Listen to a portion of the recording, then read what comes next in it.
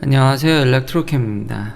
오래간만에 그래도 이렇게 항상 응원해주시는 구독자님들 덕분에 또 최근 이야기들을 좀 요약과 저만의 생각으로 이야기를 해볼까 합니다. 하얀 마음이 감사합니다. 참 마음이 항상 감사한 마음이 있습니다. 채널을 어떻게 해야 될지 참 요즘 만드는 빈도수가 좀 줄었는데 제가 이제 동부에 왔는데 뉴저지를 잠깐 갔다 왔는데 역시 테슬라 FSD 위력은 여기서도 뭐 상상을 초월하고 동부의 그 복잡한 도로를 잘 헤쳐나가더라고요. 맨하탄에서 오토파일럿만 써서 해롱되던 게 엊그제 같은데 이제는 FSD V14 제가 14.2.3인가요? 14.3.3인가? 최근에 업데이트를 받아서 가게 됐는데 이제 전방주시를 덜 해도 되는 것 같고요. 별로 경고등 이렇게 열심히 안 뜨더라고요.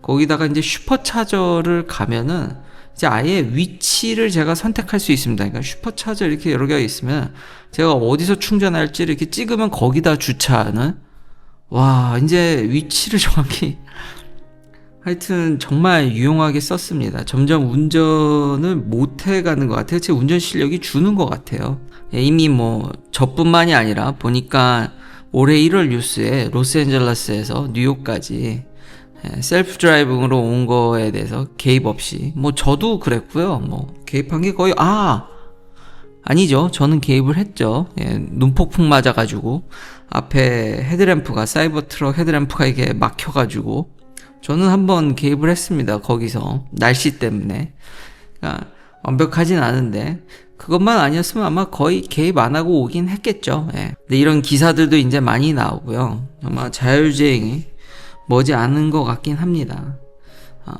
그리고 테슬라 관련 뉴스를 이야기하기 전에 다음에 한번 제가 카메라를 안 들고 가서 FSD 그 과정을 촬영을 못했는데 한번 V14으로 맨하탄을 한번 들어가서 해보는지 동부에 오니까 인구 밀도가 더 높긴 하더라고요. 차도 더 많고 더 빡빡하고 확실히 아직 동부 서부의 인구 밀도 차이가 있습니다.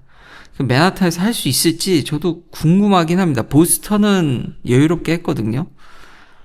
보스턴이 근데 맨하탄 같진 않으니까 다음에는 꼭 촬영을 해서 여러분들과 공유하도록 하겠습니다.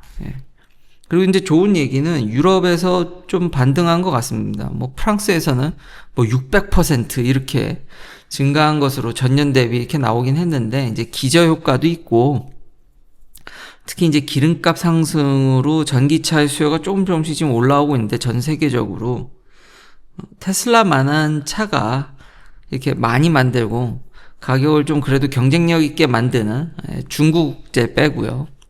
많지 않죠. 그래서 확실히 좀 올라오는 것 같긴 합니다. 좀 반등하는 이제는 좀 바닥을 찍지 않았나라는 생각이 듭니다. 그럼에도 불구하고 오늘 주식이 좀 내렸는데 그 얘기를 이제 마지막에 할 텐데 다음은 제가 이제 세레브라스 얘기를 좀 많이 하는데 아무래도 AI가 대세고 하드웨어가 항상 병목이고 그러다 보니까 저도 테슬라 때문에 그리고 제가 이 분야를 좀 알기 때문에 제 전공과도 조금은 연관돼 있다 보니까 그러니까 여긴 좀 제가 바이어스 돼 있긴 하죠. 약간 그래서 이제 이런 하드웨어 얘기를 하는데 그리고 세레브라스를 많이 얘기하는데 세레브라스도 지금 3D 로직 그러니까 패키징을 하는 거죠. 이제 쌓으려고 하는 것 같습니다. HBM 같이 아직 공식적으로 이야기는 안 나오는데 그렇게 하겠다라는 얘기가 이제 슬슬 나옵니다. 이럴 수밖에 없는 게 그 세레브라스 웨이퍼 전체의 SRAM을 다 해도 지금 7나노에서 5나노로 떨어뜨렸는데도 램이 44GB 밖에 안 되더라고요.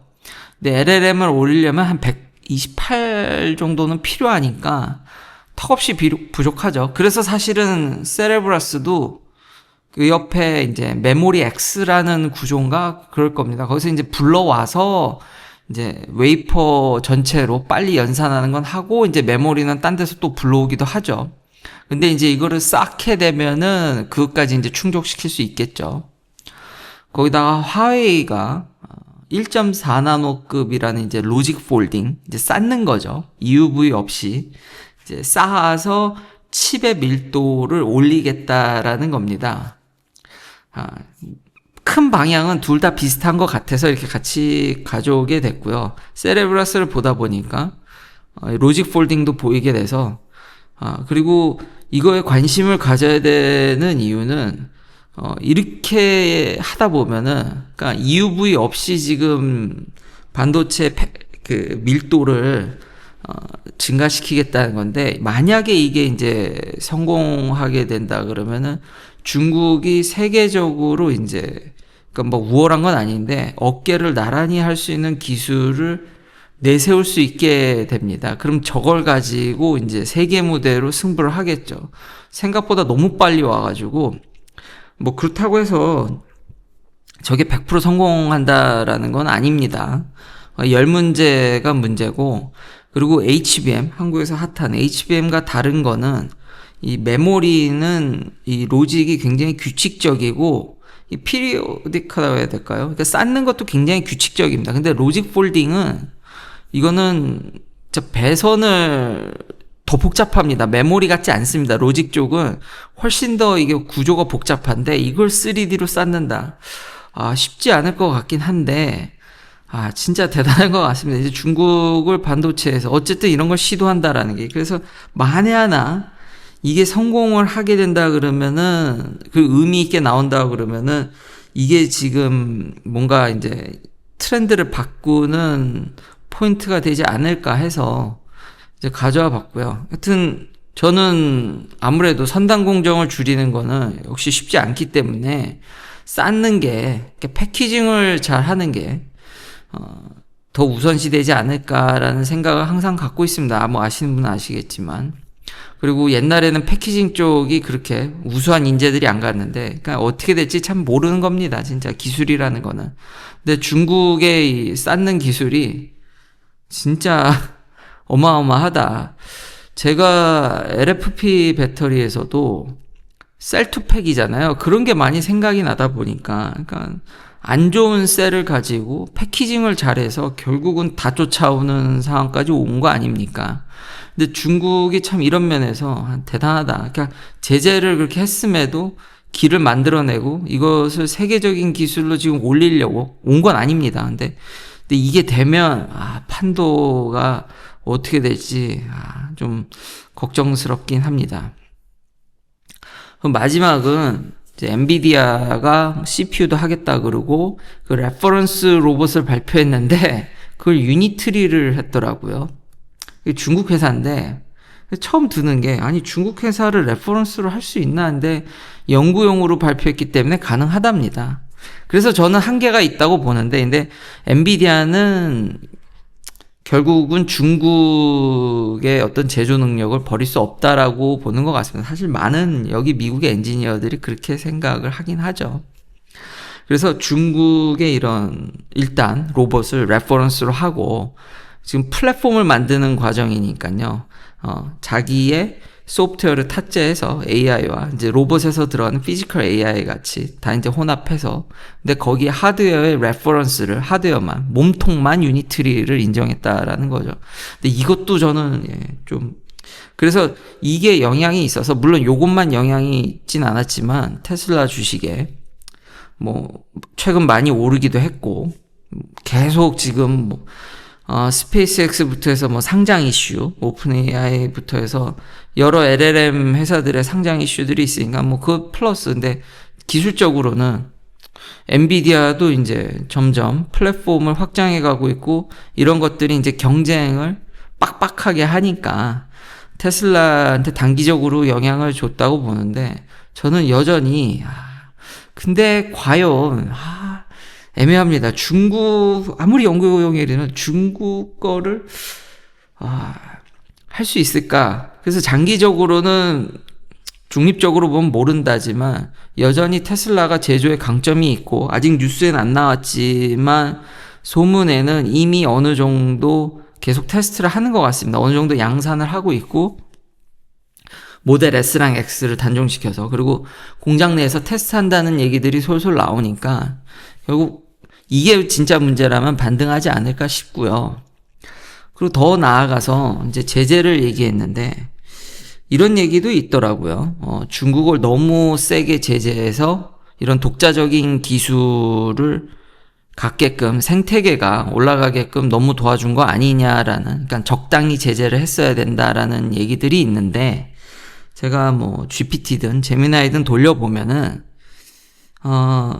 그거 일단 첫 번째는 사후 해석인데다가 두 번째로 그렇게 했어도 중국은 자체적으로 반도체를 굴기를 포기하지 않았을 거라는 겁니다.